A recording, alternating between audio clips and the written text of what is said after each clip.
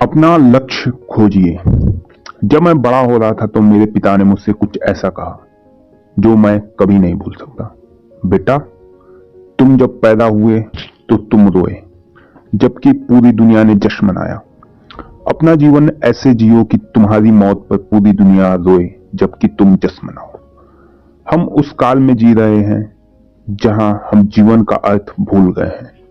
हम बहुत आसानी से इंसान को चंद्रमा पर भेज रहे हैं, पर हमारे लिए सड़क पार करके अपने पड़ोसी से मिलना मुश्किल हो रहा है।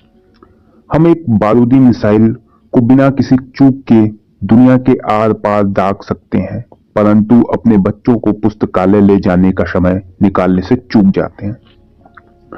हमारे पास ईमेल, फैक्स मशीन और डिजिटल फोन जैसी साधन है जिनके द्वारा हम बहुत आसानी से जुड़े रह सकते हैं, फिर भी हम उस वक्त में रह रहे हैं जिसमें हम आपस में सबसे कम जुड़े हुए हैं।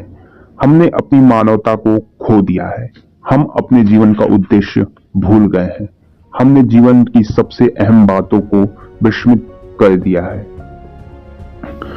मैं आपसे आदरपूर्वक पूछना चाहूंगा कि ऐसा कौन है जो आपकी मौत के बाद रोने वाला है? आप कितने जीवनों पर अपनी छाप डालेंगे जबकि आपको इस ग्रह में चलने का मौका मिला है?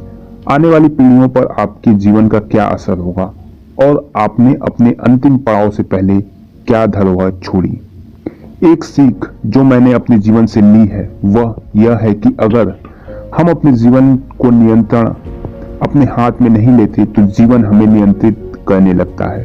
दिन हफ्तों में बीत जाते हैं, हफ्ते महीने में और महीने सालों में। सब कुछ इतना जल्दी खत्म हो जाता है कि हम सिर्फ जीवन को पूर्णता के साथ न जी पाने का अफसोस करते रह जाते हैं। जॉर्ज बर्नार्ड शॉ की मृत्यु शैया पर उनसे पूछा गया, अगर आपको यह जीवन दोबारा जीने का मौका दिया जाए तो आप क्या करेंगे? उन्होंने एक लंबी सांस लेकर कहा, मैं वह इंसान बनना चाहूंगा जो मैं बन सकता था परंतु नहीं बना।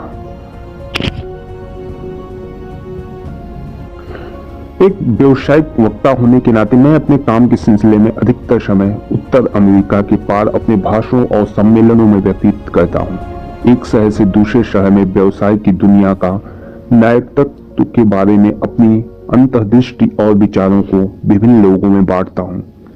हालांकि वो लोग जीवन के अलग अलग क्षेत्रों रास्तों से आते हैं, परंतु घूम फिरकर उनके प्रश्न सिर्फ इस बात पर केंद्रित रहते हैं कि वे किस प्रकार अपने जीवन को बेहतर कर सकते हैं, किस प्रकार वे अपने कार्य द्वारा एक अस्थायी सहयोग प्रदान कर सकते हैं और इसके पहले कि बहुत देर हो जाए वे अपने जीवन के सफर को आसान बनाकर उसका आनंद ले सके। मेरा उत्तर हमेशा इसी तरह शुरू होता है, अपना लक्ष्य ढूंढिए। मुझे विश्वास है कि सब में विशिष्ट गुण होते हैं जो इस इंतजार में रहते हैं कि उनको किसी उचित उद्देश्य का उपयोग किया जाए। हम सब यहाँ किसी अनूठे लक्ष्य के लिए हैं, एक ऐसा महान उद्देश्य जो हमें अपनी मानवता के सर्वोच्च गुणों को उजागर करने में मदद दे सके और साथ ही आसपास के लोगों के जीवन में कुछ अर्थ जोड़ सके। अपने लक्ष्य को खोजने का यह मतलब नहीं है कि आप वर्तमान के कार्य को छोड़ दें।